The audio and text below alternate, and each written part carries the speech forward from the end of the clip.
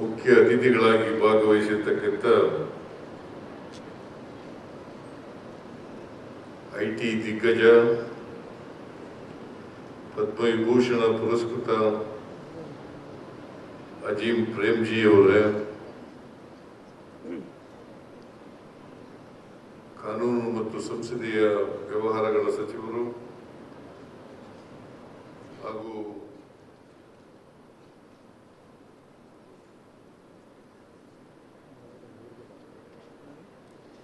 Tourist minister ಆದಂಥ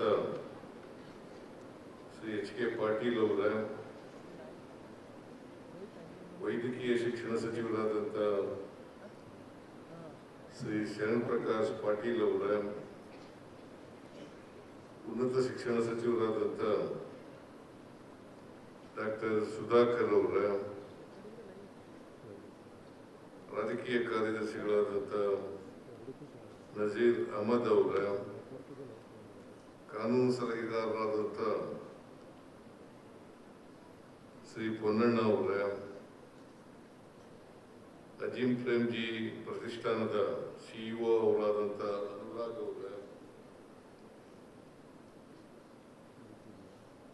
ಅಭಿವೃದ್ಧಿ ಆಯುಕ್ತರಾದಂಥ ಉಮಾ ಮಹಾದೇವನ್ ಅವರ, ಹಣಕಾಸು ಇಲಾಖೆಯ ಪ್ರಧಾನ ಕಾರ್ಯದರ್ಶಿಗಳಾದಂಥ ನೀತೇಶ್ ಕುಮಾರ್ ಸಿಂಗ್ ಅವರ, ಉನ್ನತ ಶಿಕ್ಷಣ ಕಾರ್ಯದರ್ಶಿಗಳಾದಂಥ ಜಗದೀಶ್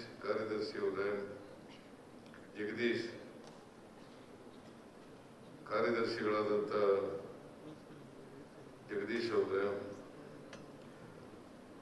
ಉನ್ನತ ಶಿಕ್ಷಣ ಇಲಾಖೆಯ ಆಯುಕ್ತರಾದಂಥ ಮಂಜುಶ್ರೀ ಅವರ,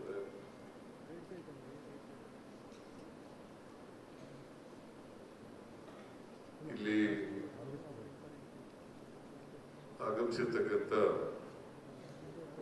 ಎಲ್ಲ ಮಾನ್ಯ ಕುಲಸಚಿವರೇ, ಪ್ರೀತಿಯ ವಿದ್ಯಾರ್ಥಿನಿಯರೇ,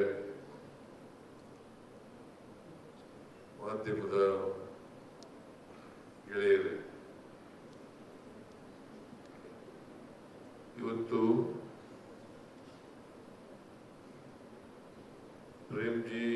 ಅಜೀಂ ಪ್ರೇಮ್ಜಿ ಫೌಂಡೇಶನ್ ಮತ್ತು ಉನ್ನತ ಶಿಕ್ಷಣ ಇವೆರಡರ ಸಹಯೋಗದೊಂದಿಗೆ ದೀಪಿಕಾ ವಿದ್ಯಾರ್ಥಿ ವೇತನ ಕಾರ್ಯಕ್ರಮದ ಲೋಕಾರ್ಪಣೆ ನಡೀತಾ ಇದೆ. ಇದನ್ನ ಅತ್ಯಂತ ಸಂತೋಷದಿಂದ ಇವತ್ತು ನಾನು ಲೋಕಾರ್ಪಣೆಯನ್ನು ಮಾಡಿದ್ದೇನೆ ಅಂತಕ್ಕಂಥ ಮಾತುಗಳನ್ನು ಹೇಳಲಿಕ್ಕೆ ಬಯಸ್ತಾ ಇದ್ದೇನೆ.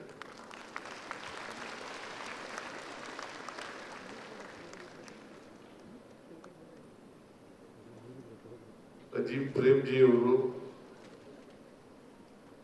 ಈಗಾಗಲೇ ಮಾತನಾಡದಂತೆ ಸುಮಾರು 25 ವರ್ಷಗಳ ಹಿಂದೆ ಅಜೀಂ ಪ್ರೇಮ್ಜಿ ಫೌಂಡೇಶನ್ ಅನ್ನು ಸ್ಥಾಪನೆ ಮಾಡಿದ್ರು. ಅಲ್ಲಿಂದ ಈಚೆಗೆ ಅನೇಕ ಜನಪರ ಕಾರ್ಯಕ್ರಮಗಳನ್ನು ಮಾಡಿದ್ದಾರೆ.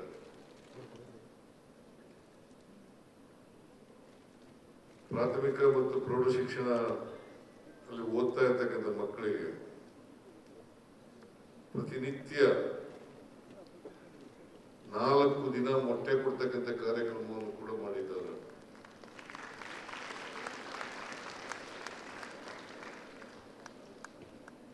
ಈಗ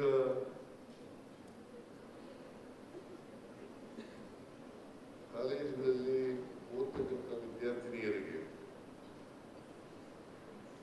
ಯಾವುದೇ ಡಿಗ್ರಿ ಓದ್ತಾ ಇರಲಿ, ಅವರು ವೃತ್ತಿ ಶಿಕ್ಷಣ ಗ್ರಾಜ್ಯುಯೇಷನ್ ಇರಲಿ, ಪದವಿ ಇರಲಿ ಅಥವಾ ಸಾಮಾನ್ಯ ಪದವಿ ಇರಲಿ, ಅದು ಸರ್ಕಾರಿ ಕಾಲೇಜ್ ಆಗಿರಲಿ ಅಥವಾ ಖಾಸಗಿ ಕಾಲೇಜ್ ಆಗಿರಲಿ, ಈ ವಿದ್ಯಾರ್ಥಿನಿಯರಿಗೆ ಸಹಾಯ ಮಾಡಬೇಕು ಅಂತೇಳಿ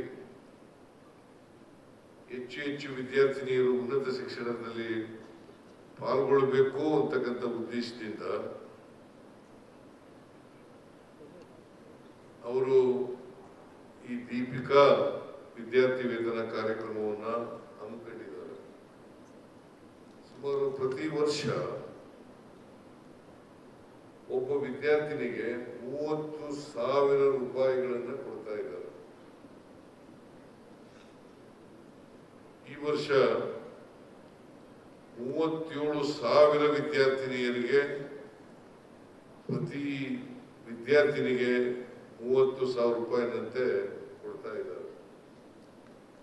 ಅದರ ಕಂಡೀಷನ್ ಏನಪ್ಪಾ ಅಂತಂದ್ರೆ 10ನೇ ತರಗತಿ, 11ನೇ ತರಗತಿ, 12ನೇ ತರಗತಿ, ಈ 10, 11, 12ನೇ ತರಗತಿಗಳಲ್ಲಿ ಸರ್ಕಾರಿ ಶಾಲೆಗಳಲ್ಲಿ ಓದಿರಬೇಕು.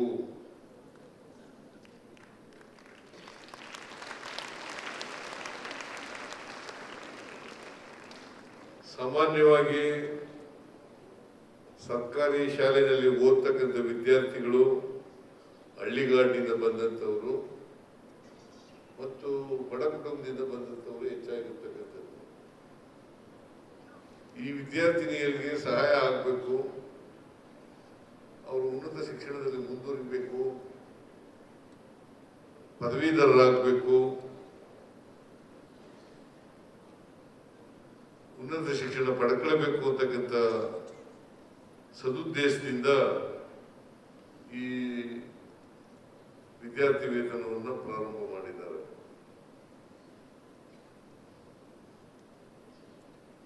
ನಮ್ಮ ದೇಶದಲ್ಲಿ ಹೆಣ್ಮಕ್ಳು ಕೂಡ ಶೂದ್ರರಂತೆ ಅಕ್ಷರ ಸಂಸ್ಕೃತಿಯಿಂದ ವಂಚಿತರಾಗಿದ್ದಂಥವರು.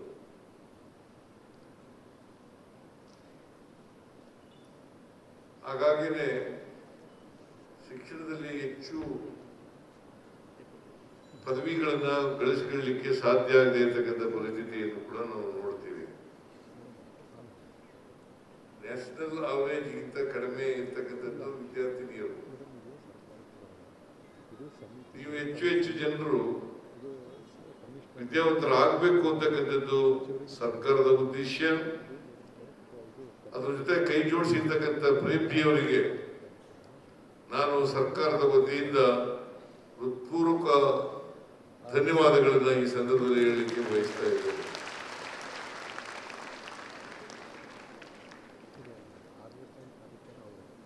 ಹೆಣ್ಣು ಮಕ್ಕಳು ಸಾಮಾನ್ಯವಾಗಿ ನಮ್ಮ ಸಮಾಜದಲ್ಲಿ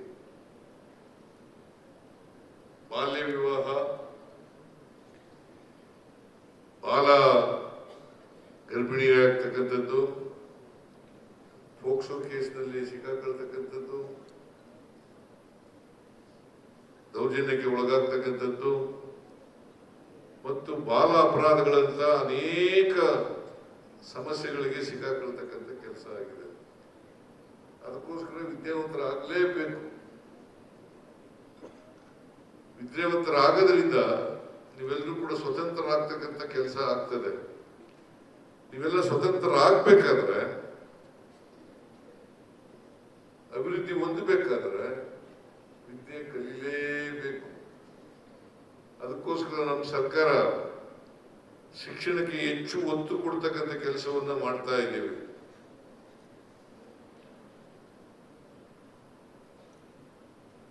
ಶಿಕ್ಷಣ ದೊರೆತರೆ ಅವರು ಸ್ವಾಭಿಮಾನಿಗಳಾಗಲಿಕ್ಕೆ ಸಾಧ್ಯ ಆಗ್ತದೆ. ಮತ್ತೆ ಸಮಾಜದ ಅನೇಕ ಸಮಸ್ಯೆಗಳನ್ನು ಎದುರಿಸ್ತಕ್ಕಂಥ ಶಕ್ತಿ ಬರಲಿಕ್ಕೆ ಸಾಧ್ಯ ಆಗ್ತದೆ. ಸಮಾಜವನ್ನು ಅರ್ಥ ಮಾಡ್ಕೊಳ್ತಕ್ಕಂಥ,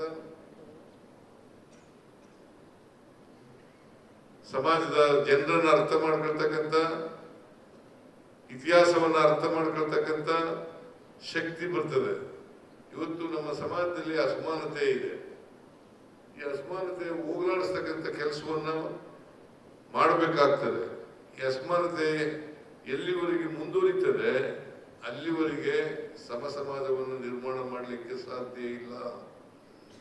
ಅದು ಪುರುಷ ಮತ್ತು ಮಹಿಳೆಯರು ಇರ್ತಕ್ಕಂಥ ತಾರತಮ್ಯ ಇರ್ಬೋದು, ಬಡವ ಶ್ರೀಮಂತ ಇರ್ತಕ್ಕಂಥ ತಾರತಮ್ಯ ಇರ್ಬೋದು, ಮೇಲ್ಜಾತಿ ಕೆಳಜಾತಿ ಇರ್ತಕ್ಕಂಥ ತಾರತಮ್ಯ ಇರ್ಬೋದು. ಎಲ್ಲ ತಾರತಮ್ಯಗಳನ್ನು ನಾವು ಹೋಗಲಾಡಿಸ್ತೇ ಹೋದ್ರೆ ಸಮ ಸಮಾಜವನ್ನು ನಿರ್ಮಾಣ ಮಾಡ್ತಕ್ಕಂಥದ್ದು ಬಹಳ ಕಷ್ಟದ ಕೆಲಸ ಆಗ್ತದೆ. ಅದಕ್ಕೋಸ್ಕರ ಮಹಾತ್ಮ ಗಾಂಧೀಜಿಯವರು ಹೇಳ್ತಾ ಇದ್ರು ಒಂದು ಮಾತನ್ನ. ಮಹಾತ್ಮ ಗಾಂಧೀಜಿಯವರು ಗುಜರಾತ್ನವ್ರೆ, ಅಜೀಂ ಪ್ರೇಮ್ಜಿಯವರು ಗುಜರಾತ್ನವ್ರೆ ಅಂತ ಅನ್ಕೊಂಡಿದ್ದೀನಿ ನಾನು. ಅಲ್ಲ, is from Gujarat only.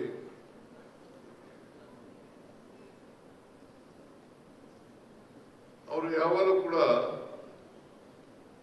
Trusteeship concept ಅನ್ನ ಹೇಳ್ತಾ ಇದ್ರು ಮಹಾತ್ಮ ಗಾಂಧೀಜಿಯವರು. ಏನಪ್ಪಾ ಅಂತಂದ್ರೆ, ಸಂಪತ್ತು ಗಳಿಸ್ತಾರಲ್ಲ, ಆ ಸಂಪತ್ತನ್ನು ನೀವೇ ಉಳಿಸ್ಕೋಬೇಡಿ, ಲೋಕ ಕಲ್ಯಾಣಕ್ಕೂ ಕೂಡ ಬಳಸಿ ಅಂತಕ್ಕಂಥ ಮಾತುಗಳನ್ನ ಹೇಳ್ತಾ ಇದ್ರು. ಪ್ರೇಮ್ಜಿಯವರು ತಾವು ಗಳಿಸಿದಂತ ಹಣವನ್ನ ಸಮಾಜದ ಬದಲಾವಣೆಗೆ, ಸಮಾಜದ ಅಭಿವೃದ್ಧಿಗೆ, ಸಮಾಜದ ಏಳಿಗೆಗೆ ಖರ್ಚು ಮಾಡ್ತಾ ಇರ್ತಕ್ಕಂಥದ್ದು ನಿಜಕ್ಕೂ ಸ್ವಾಗತಾರ್ಹವಾದಂತ ಕ್ರಮ ಅಂತಕ್ಕಂಥ ಮಾತುಗಳನ್ನ ಹೇಳಲಿಕ್ಕೆ ಬಯಸ್ತೇನೆ. ಆದ್ರಿಂದ ಇವರು ಮಹಾತ್ಮ ಗಾಂಧೀಜಿಯವರ ವಾರಸದಾರರಾಗಲಿಕ್ಕೆ ಅರ್ಹತೆಯನ್ನ ಪಡ್ಕೊಂಡಿದ್ದಾರೆ ಅಂತಕ್ಕಂಥ ಮಾತುಗಳನ್ನ ಹೇಳಲಿಕ್ಕೆ ಬಯಸ್ತಾ ಇದ್ದೇವೆ. ನಾವು ಯಾರೇ ಕೂಡ ಸಮಾಜದಲ್ಲಿ ಸಮಾಜಮುಖಿಯಾಗಿ ಬದುಕತಕ್ಕಂಥ ಕೆಲಸವನ್ನು ಮಾಡಬೇಕು. ಅದು ಶಿಕ್ಷಣದಿಂದ ಮಾತ್ರ ಅದು ಸಾಧ್ಯ ಆಗ್ತದೆ. ಶಿಕ್ಷಣದಿಂದ ವೈಜ್ಞಾನಿಕ ಮನೋಭಾವ, ವೈಚಾರಿಕ ಮನೋಭಾವ ಬೆಳೆದಾಗ ಮಾತ್ರ ಸಾಧ್ಯ ಆಗ್ತದೆ. ನಮ್ಮ ಶಿಕ್ಷಣ ಹೇಗಿರ್ಬೇಕಪ್ಪ ಅಂತಂದ್ರೆ, ನಾವು ಸಮಾಜವನ್ನ ನೋಡ್ತಕ್ಕಂಥ ದೃಷ್ಟಿಕೋನ ಬದಲಾವಣೆ ಆಗ್ಬೇಕು. ಆ ದೃಷ್ಟಿಕೋನ ಬದಲಾವಣೆ ಆಗದೆ ಹೋದ್ರೆ, ವೈಚಾರಿಕತೆ ಬೆಳೆದೇ ಹೋದ್ರೆ, ವೈಜ್ಞಾನಿಕತೆ ಬೆಳೆದೇ ಹೋದ್ರೆ ದೇಶದಲ್ಲಿರ್ತಕ್ಕಂಥ ಅನೇಕ ಅನಿಷ್ಟ ಪದ್ಧತಿಗಳನ್ನ ತೊಡೆದಾಕ್ಲಿಕ್ಕೆ ಸಾಧ್ಯ ಆಗಲ್ಲ. ನಮ್ಮಲ್ಲಿ ಮೂಢನಂಬಿಕೆಗಳು, ಮೌಢ್ಯಗಳು ನಮ್ಮಲ್ಲಿ ಬಹಳ ಇದಾವೆ. ಇದನ್ನ ಉಪಯೋಗಿಸಿಕೊಂಡೇ ಪಟ್ಟಭದ್ರರು ನಮ್ಮ ಮೇಲೆ ದೌರ್ಜನ್ಯವನ್ನು ಮಾಡ್ತಾ ಇರ್ತಕ್ಕಂಥ ಕೆಲಸವನ್ನು ಮಾಡ್ತಾರೆ. ಇವನ್ನೆಲ್ಲ ದೂರ ಮಾಡಬೇಕಾದ್ರೆ ಶಿಕ್ಷಣ ಅತ್ಯಂತ ಅವಶ್ಯ ಅಂತಕ್ಕಂಥ ಮಾತುಗಳನ್ನ ಹೇಳಲಿಕ್ಕೆ ಬಯಸ್ತಾ ಇದ್ದೇನೆ. ಅದರಿಂದ ವೈಚಾರಿಕತೆ, ವೈಜ್ಞಾನಿಕತೆ ಬೆಳಿಬೇಕಾದ್ರೆ ಶಿಕ್ಷಣದಿಂದ ಮಾತ್ರ ಸಾಧ್ಯ. ಇಲ್ಲದೆ ಹೋದ್ರೆ ನಮ್ಮಲ್ಲಿರ್ತಕ್ಕಂಥ ಜಾತಿ ವ್ಯವಸ್ಥೆನೂ ಹೋಗ್ಲಿಕ್ಕೆ ಸಾಧ್ಯ ಇಲ್ಲ, ವರ್ಗ ವ್ಯವಸ್ಥೆನೂ ಹೋಗ್ಲಿಕ್ಕೆ ಸಾಧ್ಯ ಇಲ್ಲ, ಸಮ ಸಮಾಜವನ್ನು ಕೂಡ ನಿರ್ಮಾಣ ಮಾಡ್ತಕ್ಕಂಥದ್ದು ಬಹಳ ಕಷ್ಟ ಆಗ್ತದೆ. ಅದಕ್ಕೆ ನಮ್ಮ ಸರ್ಕಾರ, ನಾವು ಅಧಿಕಾರಕ್ಕೆ ಬಂದ ಮೇಲೆ ಈ ಸಾರಿ ಸಂವಿಧಾನವನ್ನ ಓದು, ಸಂವಿಧಾನವನ್ನ ಅರ್ಥ ಮಾಡ್ಕೊ ಅಂತ ಹೇಳಿ ನಾವು ಎಲ್ಲರಿಗೂ ಕೂಡ ಸಂವಿಧಾನದ ಪೀಠಿಕೆಯನ್ನು ಓದಿಸ್ತಕ್ಕಂಥ ಕೆಲಸವನ್ನು ಮಾಡ್ತಾ ಇದ್ದೇವೆ. ಹೈಸ್ಕೂಲ್ ಕಾಲೇಜುಗಳಲ್ಲಿ ಇರ್ಬೋದು. ಯಾಕಂದ್ರೆ ನಮ್ಮ ಸಮಾಜ ವ್ಯವಸ್ಥೆ ಇದೆಯಲ್ಲ, ನಮ್ಮ ಸಾಮಾಜಿಕ ವ್ಯವಸ್ಥೆ ಇದೆಯಲ್ಲ, ಅಸಮಾನತೆಯಿಂದ ಕೂಡಿರ್ತಕ್ಕಂಥ ಸಮಾಜ, ವೈರುಧ್ಯತೆಯಿಂದ ಕೂಡಿರ್ತಕ್ಕಂಥ ಸಮಾಜ, ಜಾತಿ ವ್ಯವಸ್ಥೆಯಿಂದ ಕೂಡಿರ್ತಕ್ಕಂಥ ಸಮಾಜ, ಅನೇಕ ಧರ್ಮಗಳಿರ್ತಕ್ಕಂಥ ಸಮಾಜ. ಇಂಥ ಸಮಾಜದಲ್ಲಿ ನಾವು ಏಕತೆಯನ್ನ ಗಳಿಸ್ಬೇಕಾದ್ರೆ ನಮಗೆ ವೈಚಾರಿಕವಾದಂಥ, ವೈಜ್ಞಾನಿಕವಾದಂಥ ಶಿಕ್ಷಣ ಅತ್ಯಂತ ಅವಶ್ಯ. ಇದನ್ನು ನಾವೆಲ್ಲರೂ ಕೂಡ ಅರ್ಥ ಮಾಡ್ಕೋಬೇಕಾಗ್ತದೆ. ಅದಕ್ಕೋಸ್ಕರ ಪ್ರತಿಯೊಬ್ಬರು ಕೂಡ ಉನ್ನತ ಶಿಕ್ಷಣವನ್ನ ಪಡ್ಕೊಳ್ಬೇಕು. ಶಿಕ್ಷಣ ಪಡ್ಕೊಂಡ್ರೆ ನೀವು ಇವೆಲ್ಲ ಸಮಾಜದಲ್ಲಿ ಇರ್ತಕ್ಕಂಥ, ಸಂವಿಧಾನದಲ್ಲಿ ಇರ್ತಕ್ಕಂಥ ಧ್ಯೇಯೋದ್ದೇಶಗಳನ್ನ ಈಡೇರಿಸಲಿಕ್ಕೆ ಸಾಧ್ಯ ಆಗ್ತದೆ. ನಮ್ಮಲ್ಲಿ ಸಹಿಷ್ಣುತೆ, ಸಹಬಾಳ್ವೆ ಅಂತ ಸಂವಿಧಾನದಲ್ಲಿ ಬಹಳ ಹೇಳ್ತಾರೆ. ಈ ಸಹಿಷ್ಣುತೆಯನ್ನ ಬೆಳೆಸ್ಕೊಳ್ತಕ್ಕಂಥ ಮನೋಭಾವ ಬರಬೇಕು. ಸಹಬಾಳ್ವೆ ಮಾಡ್ತಕ್ಕಂಥ ಭಾವನೆ ಬೆಳೆಸ್ತಕ್ಕಂಥದ್ದು ಅತ್ಯಂತ ಅವಶ್ಯ. ಈ ಸಹಿಷ್ಣುತೆ, ಸಹಬಾಳ್ವೆ ಇವೆರಡನ್ನೂ ಕೂಡ ನಾವು ಬೆಳೆಸ್ಕೋಬೇಕಾಗ್ತದೆ. ಇದನ್ನ ಬೆಳೆಸ್ಕೊಳ್ಳದೆ ಹೋದರೆ ನಾವು ಏಕತೆಯನ್ನ, ವೈವಿಧ್ಯತೆಯಲ್ಲಿ ಏಕತೆಯನ್ನ ಸಾಧನೆ ಮಾಡಲಿಕ್ಕೆ ಸಾಧ್ಯ ಇಲ್ಲ. ಸೆಕ್ಯುಲರಿಸಮ್ ಅನ್ನ ಸಾಧನೆ ಮಾಡಲಿಕ್ಕೆ ಸಾಧ್ಯ ಇಲ್ಲ. ಜಾತ್ಯತೀತ ರಾಷ್ಟ್ರ ಮಾಡಬೇಕು ಅಂತಕ್ಕಂಥದ್ದು ನಮ್ಮೆಲ್ಲರ ಅಭಿಲಾಷೆ. ಸರ್ವರಿಗೂ ಸಮಪಾಲು ಸಮಬಾಳು ಸಿಗಬೇಕು ಅಂತಕ್ಕಂಥದ್ದು ನಮ್ಮೆಲ್ಲರ ಉದ್ದೇಶ. ನಮ್ಮ ಸಂವಿಧಾನದ ಉದ್ದೇಶನೂ ಕೂಡ ಅದೇನೆ. ಅದಕ್ಕೋಸ್ಕರನೇ ಸಂವಿಧಾನವನ್ನ ಪ್ರತಿಯೊಬ್ಬರು ಕೂಡ ವಿದ್ಯಾರ್ಥಿಗಳು ತಿಳ್ಕೊಳ್ಬೇಕು ಅಂತಕ್ಕಂಥ ಉದ್ದೇಶದಿಂದ ಸಂವಿಧಾನದ ಪೀಠಿಕೆಯನ್ನ ಓದಿಸ್ತಕ್ಕಂಥ ಕೆಲಸವನ್ನ ಮಾಡ್ತಾ ಇದ್ದೀವಿ. ನಾವು ಇವತ್ತು ಸರ್ಕಾರ ಹೆಣ್ಮಕ್ಳಿಗೆ ಸ್ವಾವಲಂಬನೆಯನ್ನು ಕೊಡಬೇಕು ಅನ್ನೋ ಕಾರಣಕ್ಕೋಸ್ಕರವಾಗಿ ಶಕ್ತಿ ಯೋಜನೆಯನ್ನು ಜಾರಿಗೆ ತಂದಿದ್ದೀವಿ. ಎಲ್ಲ ಹೆಣ್ಮಕ್ಳು ಕೂಡ ಸರ್ಕಾರಿ ಬಸ್ಗಳಲ್ಲಿ ಉಚಿತವಾಗಿ ಪ್ರಯಾಣ ಮಾಡಬಹುದು. ಸುಮಾರು 500 ಕೋಟಿಗೂ ಹೆಚ್ಚು ಮಹಿಳೆಯರು ಸರ್ಕಾರಿ ಬಸ್ನಲ್ಲಿ ಪ್ರಯಾಣ ಮಾಡಿದ್ದಾರೆ. ಆಮೇಲೆ ಹೆಣ್ಮಕ್ಳಿಗೆ ಇನ್ನೂ ಶಕ್ತಿ ತುಂಬಬೇಕು ಅನ್ನೋ ಕಾರಣಕ್ಕೋಸ್ಕರವಾಗಿ ನಾವು ಮನೆಯ ಯಜಮಾನಿಗೆ 2,000 ರೂಪಾಯಿ ಕೊಡ್ತಾ ಇದ್ದೀವಿ. ನಾನು ಇದನ್ನ ರಾಜಕೀಯವಾಗಿ ಬಳಸ್ಕೊಳ್ತಕ್ಕಂಥ ಪ್ರಯತ್ನವನ್ನು ಮಾಡ್ತಾ ಇಲ್ಲ.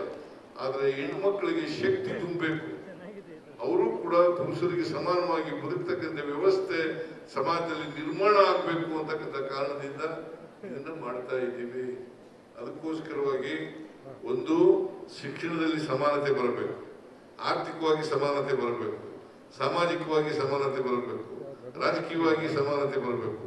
ಅದು ಎಲ್ಲ ಜನರಿಗೂ ಕೂಡ ಸಮಾನ ಅವಕಾಶಗಳು ಸಿಗ್ತಕ್ಕಂಥ ವ್ಯವಸ್ಥೆ ಆದಾಗ ಮಾತ್ರ ಸಮಾಜ ನಿರ್ಮಾಣ ಮಾಡಲಿಕ್ಕೆ ಸಾಧ್ಯ ಆಗ್ತದೆ. ಬಸವಣ್ಣವರು ಕಂಡಿದಂತ ಕನಸು, ಅಂಬೇಡ್ಕರ್ ಅವರು ಕಂಡಿದಂತ ಕನಸು, ಮಹಾತ್ಮ ಗಾಂಧೀಜಿಯವರು ಕಂಡಿದಂತ ಕನಸು ಅವೆಲ್ಲ ನನಸಾಗಬೇಕಾದ್ರೆ ಇವೆಲ್ಲರೂ ಕೂಡ ಮಾಡಲೇಬೇಕಾಗ್ತದೆ. ಈ ದಿಕ್ಕಿನಲ್ಲಿ ಅಜೀಂ ಪ್ರೇಮ್ಜಿಯವರು ಇದು ಒಂದು ಸಣ್ಣ ಉಪಕಾರ ಅಂತಕ್ಕಂಥ ಮಾತುಗಳನ್ನ ಹೇಳಲಿಕ್ಕೆ ಬಯಸ್ತೇನೆ. ಮತ್ತೊಮ್ಮೆ ಸರ್ಕಾರದ ವತಿಯಿಂದ ಅವರಿಗೆ ಧನ್ಯವಾದಗಳನ್ನ ಹೇಳಲಿಕ್ಕೆ ಬಯಸ್ತಾ ಇದ್ದೇನೆ. ಅವರಿಗೆ ಇನ್ನೂ ಹೆಚ್ಚು ಆಯುಸ್ಸು ಆರೋಗ್ಯ ಕೊಡ್ಲಿ ಅಂತಕ್ಕಂಥ ಮಾತುಗಳನ್ನ ಹೇಳಿ ನಿಮ್ಗೆಲ್ಲರಿಗೂ ಕೂಡ ಶುಭ ಕೋರಿ ನೀವೆಲ್ಲರೂ ಕೂಡ ಈ ದೀಪಿಕಾ ವಿದ್ಯಾರ್ಥಿ ವೇತನದ ಲಾಭವನ್ನು ಪಡ್ಕೊಂಡು ಆಮೇಲೆ ಇನ್ನೊಂದು ಕಂಡೀಷನ್ ಇದೆ, ಅದನ್ನ ಉನ್ನತ ಶಿಕ್ಷಣ ಸಚಿವರು ಹೇಳಿದ್ರು, ಪ್ರತಿ ವರ್ಷ ಪಾಸ್ ಆಗಲೇಬೇಕು. ಪ್ರತಿ ವರ್ಷ ಪಾಸ್ ಆಗಲೇಬೇಕು. ಯಾಕೆ ಇದನ್ನ ಕಂಡೀಷನ್ ಹಾಕಿದ್ದೇವೆ ಅಂತಂದ್ರೆ ನೀವು ಯಾರು ಕೂಡ ಅನುತ್ತೀರ್ಣರಾಗಬಾರದು, ಪ್ರತಿಯೊಬ್ಬರು ಕೂಡ ಉತ್ತೀರ್ಣರಾಗಬೇಕು.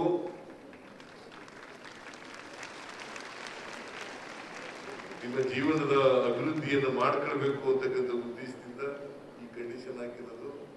ಇದು ಕಡಿಮೆ ಜನರಿಗೆ ಸಿಗ್ಲಿ ಅಂತಕ್ಕಂಥ ಉದ್ದೇಶ ಅಲ್ಲ, ಹೆಚ್ಚು ಪಾಸ್ ಆಗ್ಲಿ ಅಂತಕ್ಕಂಥ ಉದ್ದೇಶದಿಂದ ಇದನ್ನು ಮಾಡಿರ್ತಕ್ಕಂಥದ್ದು. ನೀವೆಲ್ಲರೂ ಕೂಡ ಪ್ರತಿ ವರ್ಷನೂ ಪಾಸ್ ಆಗ್ಲಿ ಅಂತಕ್ಕಂಥ ಶುಭಾಶಯವನ್ನ ಕೋರ್ಲಿಕ್ಕೆ ಬಯಸ್ತಾ ಇದ್ದೇನೆ.